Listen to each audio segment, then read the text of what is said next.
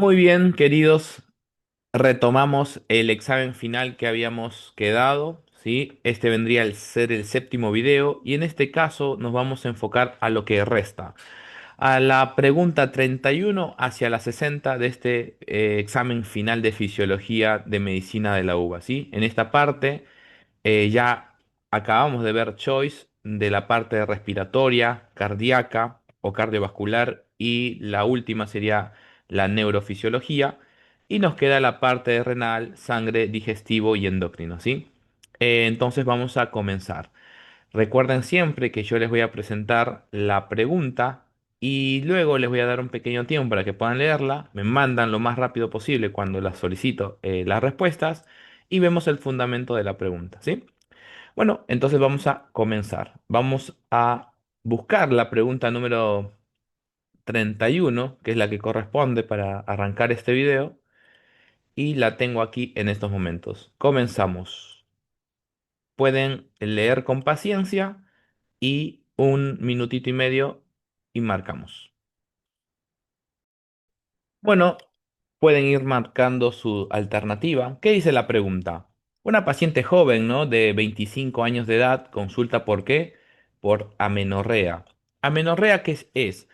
Es la falta de menstruación, ¿sí? En una mujer por más de 3 meses. No por un mes ni dos, sino por 3 meses para adelante. Eso es la amenorrea. Su última menstruación ocurrió hace 7 meses, o sea que está en amenorrea. Correcto. Al examen físico la nota adelgazada. Su peso y su talla resultan en un índice de masa corporal de 16 kilogramos sobre metro cuadrado. Este índice de masa corporal, en este caso, para esta chica, está disminuido. O sea que la persona presenta un grado, ¿sí? de adelgazamiento, ¿sí? O sea que está en un cuadro de desnutrición. Relata que está en tratamiento psicológico y nutricional por diagnóstico de anorexia nerviosa. La anorexia nerviosa es un trastorno psiquiátrico en la cual la persona suele no comer durante bastante tiempo y muchas veces hace eh, comidas muy rápidas de golpe. ¿Sí? Se embucha toda la comida de golpe, recibe un poco de los nutrientes por haber comido rápido, pero por lo general suele vomitarlo, suele meterse los dedos, por eso se generan lesiones en los nudillos. Y bueno, la persona comienza justamente a adelgazar de peso de forma crónica, ¿sí? Eso es un trastorno muchas veces crónico. Por eso la amenorrea ya de 7 meses. ¿Cuál es el mecanismo probablemente implicado en su falta de menstruación? ¿Cuáles son sus respuestas? Vamos a verlas. Bueno, todos han marcado la letra B. Fátima, buenas noches, ¿qué tal? Rayane, otra vez nuevamente, muy bien la B. Sabri, Mari, muy bien. Enzo la B. Gaby, todos la B. Y Melanie también la B, dije, puede ser. Sí, muy bien, queridos, están muy bien entrenados porque es la letra B. Esta menorrea, que dura más de 3 meses, acordémonos de eso, es de origen hipotalámico. ¿Por qué? Por falta de leptina. La leptina es una hormona sintetizada por un órgano determinado. ¿Alguien me puede decir el órgano que sintetiza leptina, que es una hormona? ¿Sí? ¿Quién me puede decir ahí en el chat? Leptina, leptina. Para los que están viendo el video, si desean, pueden googlearlo. Leptina, hormona. ¿Qué órgano sintetiza la leptina? Muy bien, Mari, Fátima, Enzo. Muy bien. El tejido adiposo. Muy bien. El tejido adiposo es el que genera leptina. Como esta paciente se encuentra desnutrida, con bajo peso, adelgazada, ha disminuido bastante el tejido adiposo. Es más, al no tener tejido adiposo prácticamente, tiene una gran carencia de leptina que le está provocando justamente este cuadro de amenorrea y exceso del neuropéptido I. Entonces la respuesta es correcta. Perfecto. Hay que tener en cuenta que el índice de masa corporal se calcula con la masa de la persona, ¿sí? Que está en kilogramos, y la altura en metros y se eleva al cuadrado, ¿sí? Por ejemplo, si una mujer mide 150 centímetros, mediría 1,50 metros. Ese número se coloca aquí y se eleva al cuadrado y relacionado en el numerador con la masa, entonces me da el índice de masa corporal. Lo normal es estar dentro de un parámetro entre 18,5 a 24,9 kilogramos por metro cuadrado, es la normalidad. Pero cuando nos excedemos de esto, entramos en sobrepeso y cuando nos pasamos para 30 para adelante tenemos diferentes grados de obesidad. Sin embargo, cuando vamos por debajo de 18,5, caemos en el grado de desnutrición, ¿sí? Por lo tanto, esta paciente, ¿cuánto tenía? 16 kilogramos por metro cuadrado. Por lo tanto, estamos hablando de qué? De una desnutrición moderada. Por eso el sector rojo en el cual estamos apreciando. ¿Qué más tenemos que saber? Que esto es una regulación compleja porque tenemos que ver, está involucrado el hipotálamo, el tejido adiposo, también el sistema digestivo y se denomina eje encéfalo enteroadiposo porque el tejido adiposo se interconecta con el sistema digestivo y con el sistema encefálico, todo interconectado para generar un equilibrio homeostático, ¿sí? De energía relacionando qué cosa, el hambre, la saciedad, el apetito y todo lo demás, ¿sí? Bueno, esta regulación del apetito se va a relacionar con este eje en dos, en relación del peso corporal a corto plazo y a largo plazo. Existen dos hormonas importantes y una de las cuales fue mencionada, que es el neuropéptido I, ¿sí? Y la grelina, ¿sí? Entonces, en este escenario, fíjense que la grelina es estimulada por las células epiteliales gástricas, ¿sí? Y aumenta la sensación de hambre, ¿sí? Entonces, en esta persona va a tener justamente un aumento de la grelina, esta persona, ¿sí? Para favorecer justamente la necesidad de comer. Sin embargo, la persona va a tener justamente esa necesidad imperante de comer de golpe, ¿sí? Y va a tener resistencia, bastante resistencia de guardar ayunos prolongados.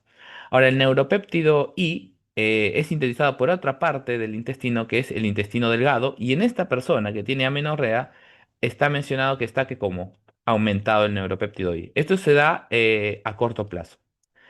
Sin embargo, la relación de peso a largo plazo está dado por dos hormonas, una de ellas mencionada, la leptina, que es producida justamente por los adipocitos y es un factor de saciedad. En este caso, al tener bajo tejido adiposo, tiene baja cantidad de leptina. Sin embargo, la leptina actúa en diferentes regiones del cuerpo, hasta en la parte reproductiva. Justamente esta persona, al tener amenorrea, no va a generar justamente su menstruación necesaria para generar la ovulación adecuada para generar la fecundación, ¿sí? Y quedar embarazada, por ejemplo. Estas personas en este escenario pueden llegar a ser estériles momentáneamente. Bueno, y la insulina también es otra hormona relacionada en este momento a largo plazo, ¿sí? Bueno, esa es la idea de esto. Y nada más. Pregunta 32. La liberación adecuada de insulina es de alta relevancia para la regulación de la glucemia. En este sentido, ¿a qué hace referencia el concepto de efecto incretina? Vamos, un minutito para que lean. Muy bien, mientras van mandando sus respuestas, la alternativa dice, al estímulo de la liberación de insulina y de glucagón luego de la ingesta de alimentos que contienen únicamente proteínas a que el aporte de glucosa por vía sanguínea resulta más potente para, para liberar insulina que la administración de glucosa por vía digestiva. A un incremento sustancial de la liberación de insulina en la fase postprandial por la liberación de enterohormonas como GIP y GLP-1. Y la D a la inhibición de la liberación de insulina y leptina luego de la ingesta de alimentos. ¿Qué han marcado? Voy a ver el chat. Y todos, sí, absolutamente todos han marcado la letra C. Perfecto. Melanie, muy bien, dice me tira por la C. Rayane, Sabrina, Fátima, Enzo, Gaby y Mari. Excelente, chicos. Excelente porque la alternativa es la correcta. Es la alternativa C. Recuerden esto, la insulina es una hormona liberada por las células beta de los islotes de Langerhans, ¿sí? Del páncreas endocrino. Y esta insulina se libera ¿en qué momento? En el momento que uno está comiendo, ¿sí? ¿Cuál es la intención de la insulina? Que es una hormona anabólica, es disminuir principalmente los niveles de glucosa. La insulina actúa en tres órganos importantes, si quieren lo anotan, en los músculos, en el tejido adiposo y en el hígado. Esos tres órganos son fundamentales porque van a comenzar, ¿qué cosa? A capturar la glucosa para de esa forma la glucosa no se suba demasiado en plasma y llegue como máximo hasta 140 miligramos por decilitro, ya que la glucemia normal va de 70 a 110. Cuando uno come, la glucosa va a superar los 110, pero la insulina va a tratar de elevarla o va a tratar de bajarla en realidad hasta 140 como máximo. A diferencia de las personas diabéticas que en el momento de la ingesta pueden superar hasta los 200 miligramos por decilitro tranquilamente, porque la insulina no funciona de forma adecuada o porque tienen resistencia. ¿Sí? Entonces, cuando una persona está comiendo, está en un estado postprandial, acaba de comer, se liberan unas enterohormonas, perfecto, llamadas GIP, ¿sí? Péptido inhibidor gástrico, y PLPG1, que es el péptido similar al glucagón de tipo 1, y estos dos son liberados por el efecto justamente de tipo incretina, ¿sí? Entonces, fíjense acá. Las incretinas, como el GLP-1 y el GIP, lo que hacen que es estimular la liberación de insulina con el fin de que de disminuir aún más la glucemia. O sea que en el momento postprandial, después de la alimentación, me va a ayudar que yo no tenga glucemias tan elevadas, sobre todo en pacientes que comen carbohidratos de gran cantidad de polisacáridos de almidón, como por ejemplo el arroz, la papa, ¿sí? Que son abundante, que tienen abundante almidón. Entonces, en estos pacientes, este efecto incretina es muy fundamental para evitar glucemias mayores a 140 miligramos por decilitro. ¿Se entendió? Pero las incretinas no solamente estimulan la liberación de insulina, sino que disminuyen la liberación del antagónico, que es el glucagón, que es una hormona catabólica que lo que hace es justamente aumentar los niveles de glucosa.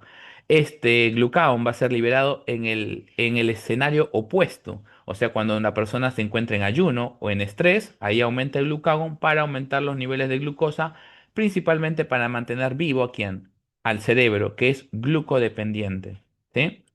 Muy bien, acá tenemos el GLP-1, péptido similar al glucagón de tipo 1, ¿sí? Que tiene las siguientes funciones, miren. Aumenta la secreción de insulina y por lo tanto también su síntesis. Disminuye la secreción de glucagón, ¿sí? Aumenta la proliferación de células beta de los islotes y disminuye la apoptosis de estas células beta, ¿sí? Y tiene muchos efectos a nivel general. Siguiente pregunta, pregunta 33. Uno de los ejemplos siguientes señala un upregulation heterólogo, no homólogo, heterólogo, que se produce en el organismo. Indique a cuál de las siguientes opciones corresponde. Un minuto, ¿pueden leer? Vamos. Bueno, pueden ir mandando sus respuestas, ¿sí?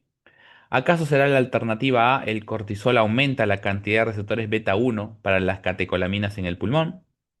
¿Será acaso la B, las hormonas tiroideas aumentan la cantidad de receptores beta 2 para las catecolaminas en el miocardio? ¿Será la C, el estradiol aumenta la cantidad de receptores para la oxitocina en el miometrio durante el embarazo? ¿O será la D, la oxitocina aumenta la cantidad de receptores para los estrógenos en el útero durante el embarazo? A ver qué dice el chat. Muy bien, marcan la C, todos marcan la C, Fátima, Melanie, Gaby, bien, muy bien, muy bien, excelente, excelente. Muy bien, es la alternativa C. Así es, queridos, es la alternativa C. Muy bien para el final, muy bien para el final. Algo interesante, a ver si alguien en el chat puede escribirlo rápido o hablarlo. ¿Cuál es la diferencia entre un upregulation homólogo y un heterólogo? ¿Alguien tiene idea? ¿El homólogo? ¿Qué vendría a ser el homólogo? ¿Mm? Upregulation homólogo, ¿sí? ¿Qué sería esto? Porque ese es un término que usamos mucho en farmacología, bastante, ¿sí? Lo usamos para el estudio de los receptores cuando utilizamos medicamentos, ¿sí? ¿Mm? ¿Nadie por ahora? Bueno, voy hablando entonces. Un upregulation significa aumento de los receptores en un grupo celular, ¿sí? En un tejido. Pero homólogo significa que la sustancia que va a actuar en esos receptores está estimulando sus propios receptores. Por ejemplo, em, ¿se acuerdan de los estrógenos que hacen feedback negativo, pero luego pueden hacer feedback positivo? Bien, entonces ahí podemos ver un upregulation homólogo, porque los estrógenos mismos hacen upregulation de sí mismos muchas veces, ¿sí? Pero un upregulation heterólogo, estamos hablando de que una sustancia diferente provoca aumento de receptores de otra línea, ¿sí? De metabolismo. ¿sí? Por ejemplo, X hace aumento de receptores de J o de Z, ¿se entiende? O sea que una sustancia que tiene capacidad de actuar en un receptor, al actuar sobre su receptor, favorece el aumento de otro linaje, ¿sí? De este paralelo de receptor. Entonces, ¿qué estamos viendo acá? El estradiol, que es una hormona estrogénica, recuerden que nosotros tenemos tres hormonas interesantes, la estriona, el estradiol y el estriol, ¿sí? Esta hormona, ¿sí? El E1 lo tenemos más en las mujeres posmenopáusicas, estrona. Estradiol lo vamos a tener más que nada en las mujeres fértiles, una mujer no embarazada o embarazada. Y estriol suele estar más que nada en las embarazadas, así que anoten por ahí. Entonces, el estradiol aumenta la cantidad de receptores de qué tipo? De oxitocina. ¿Se dan cuenta? Esto es un upregulation porque aumenta la cantidad de qué? De receptores, pero para no receptores de estrógenos, sino de otra vía, que es la oxitocina. ¿Sí? ¿A dónde? ¿En dónde, perdón? En el miometrio, en el músculo liso del útero. Entonces, miren aquí, por favor. Cuando una mujer está embarazada, comienza a haber un aumento de hormonas masivo y uno de los cuales es la gonadotrofina cariónica humana, que comienza a aumentar en las primeras semanas, justamente, que es la que vamos a detectar en el embarazo, por su subunidad beta. Sin embargo, a medida que esto va creciendo, la placenta, si bien va siendo cada vez más grande, esta va disminuyendo en su concentración, luego se estabiliza hasta que cuando llega el momento del parto prácticamente cae. Sin embargo, fíjense las hormonas que más predominan durante todo el embarazo y van en aumento. Es la progesterona y el estradiol. Son hormonas que siempre, siempre van aumentando en el embarazo de forma paralela a la prolactina. Va aumentando, va aumentando, va aumentando. Y una de las que más aumenta durante el embarazo y ya al final, durante el parto, ¿cuál es? La prolactina. La prolactina prácticamente nunca va a caer porque luego del parto, ¿qué tenemos? El efecto de lactancia, la producción de leche. Por lo tanto, la prolactina es clave que aumente al final del embarazo, durante el parto y durante el posparto, ya que se encuentra la lactancia. Sin embargo, la progesterona y el estradiol lo que hicieron, ¿qué es? El estradiol lo que provoca es un upregulation, ¿sí? De los receptores de oxitocina. Sin embargo, la progesterona lo que hace es el efecto opuesto. Frena la oxitocina porque la progesterona tiene un efecto miorelajante, o sea, relaja los músculos. ¿Por qué? Porque el embarazo, la mujer, su miometrio lo tiene que tener relajado para que la mujer no entre en trabajo de parto. Porque si baja la progesterona durante el embarazo, ya que la progesterona es relajante, ahora la oxitocina hace su efecto y la mujer tendría, ¿qué cosa? Un parto prematuro. Por eso la progesterona está oponiéndose al efecto del estradiol, ya que la progesterona relaja, pero el estradiol lo que hace es favorecer los receptores de oxitocina con el upregulation, ¿sí? Fíjense que cuando el bebé sale del útero está saliendo, ¿sí? Del útero de la madre, y la placenta se va desprendiendo del endometrio, las concentraciones de estradiol y progesterona caen de golpe y los niveles de oxitocina se elevan de forma brusca, de tal manera que la oxitocina ya tiene los receptores preparados en el miometrio para actuar y ese útero se contrae para que el bebé salga a nivel del parto, ¿sí? Esa es la idea de esto, ¿sí? Entonces miren lo que tenemos acá. En los primeros 2 trimestres, la progesterona que hace inhibe las contracciones, es la que predomina inhibiendo justamente los receptores de oxitocina. Sin embargo, ya al final del embarazo predomina el estradiol, ¿sí? De tal manera que aumentan los receptores de oxitocina y también comienza a aumentar las prostaglandinas, que son favorecedores de las contracciones musculares del útero, ¿sí? Muy bien. 34. Vamos, la síntesis y secreción de prolactina es regulada fisiológicamente. Indique cuál de las siguientes sustancias inhibe la secreción de prolactina. ¿Sí? ¿Y por medio de qué mecanismos se produce este efecto? ¿Sí? Vamos, un minutito. Muy bien, pueden marcar, a ver, en el chat que dice, ya marcaron, la letra D para ustedes es la alternativa correcta, para Valeria, Gaby, ¿sí? Melanie, Maximiliano también, Iñaki, bienvenido. Muy bien, chicos, es la alternativa D, así es, muy bien. Esta pregunta es muy importante porque ustedes tienen que saber qué cosas estimulan para que la prolactina aumente y genere una hiperprolactinemia o algunos mecanismos para que bajen la prolactina, ¿sí? Y tienen que recordar siempre que la dopamina es el que está bloqueando siempre, siempre, siempre ¿a qué? A la prolactina, ¿sí? Eso tienen que recordarlo siempre. Ahora, ¿de qué manera, de qué mecanismo? Ahí vamos a estudiarlo. Entonces, recuerden este texto que es muy importante. La prolactina es una hormona única entre la adenohipófisis porque su secreción está bajo el control inhibitorio, no estimulatorio, sino inhibitorio predominante de qué? De la dopamina, ¿sí? La dopamina es liberada por neuronas túbulo infundibulares del hipotálamo, ¿sí? Entonces, de la región o el sistema túbero infundibular se libera ¿qué cosa? La dopamina. Les comento, esta dopamina va a actuar en receptores D2 en las células que producen prolactina, llamadas lactotropas. O sea, en las células fundibular liberan dopamina que va a actuar en receptores D2 de las células lactotropas. Entonces, estas células lactotropas están inhibidas por dopamina. Por lo tanto, se inhibe la liberación de ¿qué? De la prolactina. ¿Se entiende esta idea? Bien. Ahora, ¿qué relación tiene la dopamina con relación, fíjense acá, de la pregunta anterior, ¿no? La histamina a través de receptores H2 en las neuronas dopaminérgicas. Bueno, tiene mucha relación. Porque, ¿qué dice acá? La histamina, actuando sobre los receptores H2 en el hipotálamo, o sea, estamos hablando de las neuronas túbero infundibulares, estimula a estas neuronas dopaminérgicas. En pocas palabras, yo tengo estas neuronas que liberan ¿qué cosa? La dopamina y mediante ¿qué cosa? Los receptores de tipo H2 que reconocen la histamina, ¿sí?